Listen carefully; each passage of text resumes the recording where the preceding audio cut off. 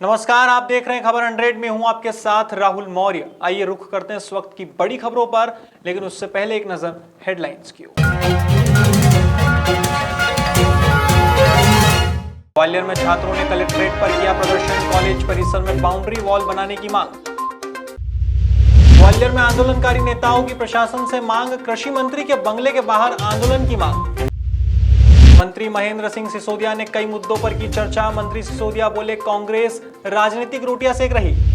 मध्य प्रदेश में फिर लौटने लगा कोरोना का प्रकोप, मुख्यमंत्री ने की समीक्षा बैठक।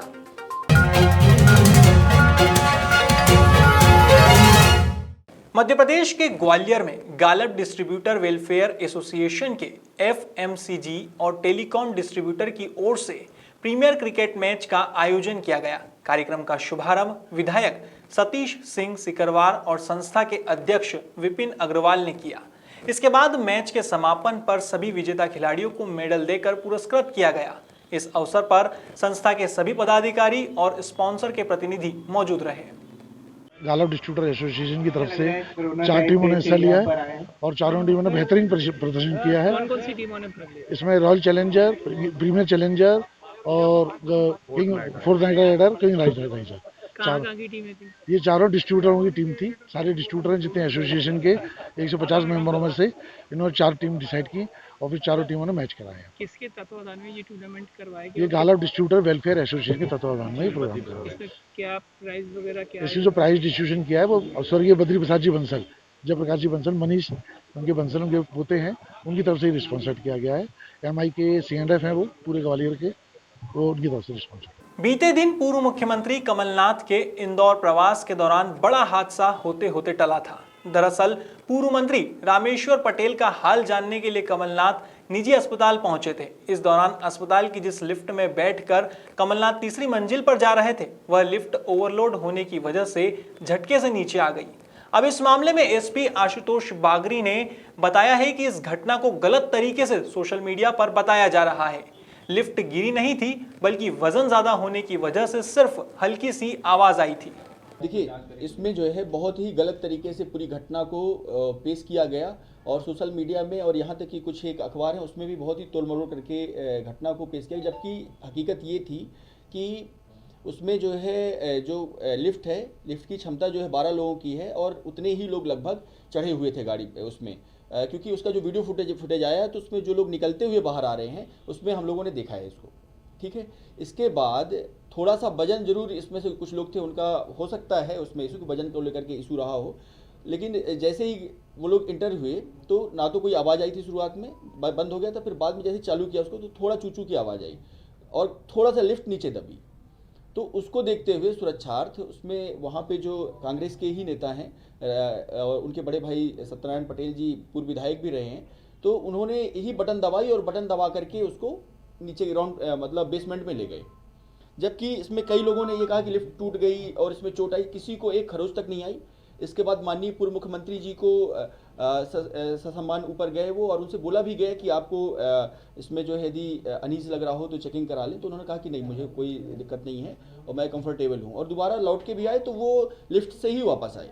यदि लिफ्ट टूट गई होती तो फिर लिफ्ट से कैसे आते, ये भी एक सवाल है।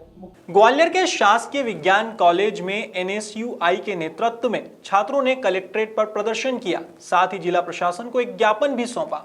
छात्रों ने ज्ञापन में मांग की है कि कॉलेज परिसर के आसपास बाउंड्री वॉल नहीं होने से परिसर में अक्सर असामाजिक तत्वों का जमावड़ा बना रहता है, जिसके चलते आए दिन घटनाएं घटित हो रही है। छात्रों के मुताबिक 2 लोगों की परिसर में हत्या कर दी गई है, जिससे छात्र दहशत में हैं।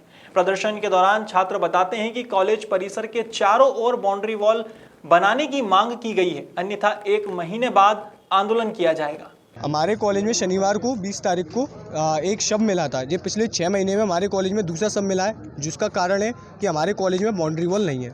इसके लिए 27 जुलाई 2017 में 31 जुलाई 2017 में सीमांकन भी हुआ था, पर उसकी रिपोर्ट आज तक किसी को नहीं मिली कि कहाँ गई वो रिपोर्ट। और बाउंड्री वॉल ना होने के कारण असामाजिक तत्व बाहर से आते हैं, मर्डर करते हैं, लाश करते फेंकते हैं या दारू पीते, जो होता है वो सब वहीं जमावड़ा होता है। तो इससे छात्रों को बहुत भारी संख्या में छात्रों को समस्या आ रही है और जो हमारे कॉलेज पे ही कॉलेज की सरकार के नियम अनुसार कॉलेज से कोई भी शैक्षणिक संस्थान की 200 मीटर के अंतर्गत कोई भी ठेका या कोई भी नशे का कुछ नहीं होना चाहिए। पर हमारे तो कॉलेज से ही शराब का ठेका लगा हुआ है। 50 मीटर पास में ही कॉलेज का ठेका है। हम ये चाहते हैं कि वो शराब का ठेका वहाँ से हटवाया जाए, मार्च में जो उसका टेंडर होता है वो निरस्त किया जाए और पूरे कॉलेज में पीछे बाउंड्री वॉल बनवाई जाए। ग्वालियर में फूलबाग चौराहे पर किसान आंदोलन के समर्थन में चल रहे धरने को लेकर अब आंदोलनकारी नेताओं ने जिला प्रशासन के सामने एक मांग रखी है। आंदोलनकारी नेताओं ने केंद्रीय कृषि मंत्री नरेंद्र सिंह तोमर के बंगले के बाहर आंदोलन करने की अनुमति मांगी है। आंदोलनकारी किसान नेताओं का कहना है कि जब 49 दिनों से उनका धरना प्रदर्शन फूलबाग चौराहे पर शांतिपूर्वक चल रहा था तो रात के अंधेरे में उसे प्रशासन ने क्यों हटाया। इसके चलते अब प्रशासन से नए सिरे से धरना देने की अनुमति मांगी जा रही है। हालांकि प्रशासन ने इस तरह की अनुमति देने से इनकार कर दिया है। प्रशासन ने कहा है कि आंदोलनकारी अपने पुराने स्थान पर धरना जारी रख सकते हैं। देखिए, हमारा विरोध इस बात का था कि 49 दिन से जो शांतिपूर्ण तरीके से धरना चल रहा था किसानों का, किसान आंदोलन के समर्थन में, उसको प्रशासन ने कायरतापूर्ण ढंग से रात के अंधेरे में हटा दिया था। और जब हटाया, जब हमारे लोग जेल में थे। हमारा ये कहना है कि ये लोकतांत्रिक प्रक्रिया में शांतिपूर्ण तरीके से सरकार की गलत नीतियों का विरोध करना हर किसी भारतीय का कर्तव्य है और वो कर सकता है। हम लोग भी कर रहे हैं। इसी के तहत जब हमारा धरना हटा दिया गया है तब हम ये कहना चाहते हैं कि चूंकि कृषि मंत्री जी ग्वालियर के ही हैं, इसलिए हम उनके सरकारी बंगले के सामने अनिश्चितकालीन धरना शुरू करते हैं। इस मांग को लेकर आज हम लोग कलेक्टर साहब के पास आए थे और उनसे अनुमति लेना चाह रहे थे कि हमें अनुमति दी जाए। यहाँ पर जो है एसडीएम साहब आए थे, मिश्रा जी और भार्गव साहब, उनका ये कहना है कि नहीं, हम सरकारी बंगले पर हम अनुमति नहीं दे सकते। उन्होंने बाकायदा कहा है। तो हमने ये कहा कि ठीक है, आप अनुमति नहीं दे सकते तो हम भी जो है, हम आपको ये कहना चाहते हैं कि फिर जो है, उन्होंने कहा आप चाहो तो पुराने जगह पे धरना शुरू कर दिया जाए। हमें यही कहना चाहते हैं कि अगर पुराने जगह पे धरना ही शुरू हमें अनुमति देनी थी तो हमारा धरना हटाया ही क्यों गया। ये इसलिए हटाया गया था कि यहाँ पर कृषि मंत्री जी नहीं चाहते कि यहाँ किसान आंदोलन के समर्थन में, किसान आंदोलन के समर्थन में जो आंदोलन हो रहे हैं उस आंदोलनों को ग्वालियर में लागू किया जाए। इसलिए वो डरे हुए हैं और जिस तरीके से किसान एकजुट हो रहे हैं ग्वालियर के, उससे वो डरे हुए हैं। हाल ही में पंचायत और ग्रामीण विकास विभाग मंत्री महेंद्र सिंह सिसोदिया ने विधानसभा अध्यक्ष के निर्वाचन को लेकर कहा है कि आज हमारे अध्यक्ष का निर्वाचन हुआ है और मुझे खुशी है कि सभी दलों ने उसमें सहमति प्रदान की है। वहीं कांग्रेस के प्रदर्शन पर मंत्री सिसोदिया ने कहा कि महंगाई को लेकर कांग्रेस राजनीतिक रोटियां सेकना चाहती है। आगामी नगरीय निकाय चुनावों को लेकर यह प्रोपोगेंडा मचाया है, जिसकी मैं निंदा करता हूं। इस दौरान मंत्री सिसोदिया ने कांग्रेस विधायक निलय डागा के यहां पड़े आयकर छापे को लेकर भी अपना बयान दिया है। सुनिए उन्होंने क्या कहा। आज हमारे अध्यक्ष का निर्वाचन हुआ और मुझे खुशी है कि सभी दलों ने उसमें सहमति व्यक्त की और बहुत ही सौहार्दपूर्ण वातावरण में आज अध्यक्ष का निर्वाचन हुआ। और हमारे माननीय अध्यक्ष महोदय विधानसभा के जो बने हैं बहुत ही अनुभवी और बहुत ही गंभीर व्यक्ति हैं और हमें पूर्ण विश्वास है कि उनके अध्यक्षीय काल में विधानसभा बहुत अच्छे ढंग से चलेगी और न्यायपूर्वक चलेगी। मध्य प्रदेश में कोरोना का प्रकोप एक बार फिर लौटने लगा है। इसको लेकर स्वास्थ्य मंत्री प्रभुराम चौधरी ने कहा है कि अभी 2 से 3 दिनों से लगातार 300 के करीब मामले रोज सामने आ रहे हैं। इसके चलते मुख्यमंत्री की अध्यक्षता में समीक्षा बैठक भी रखी गई है।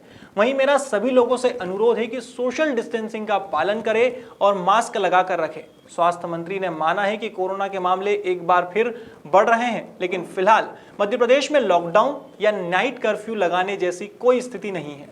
अभी 2-3 दिन से लगभग 300 के करीब केस पॉजिटिव मध्य प्रदेश में आए हैं। आज मुख्यमंत्री जी की अध्यक्षता में आज हम लोग समीक्षा मीटिंग भी कर रहे हैं और सब लोगों से अनुरोध है मेरा कि सब लोग सोशल डिस्टेंसिंग का पालन करें, मास्क लगा कर रखें, सैनिटाइज जो हमारे गाइडलाइंस हैं उनका पालन करें।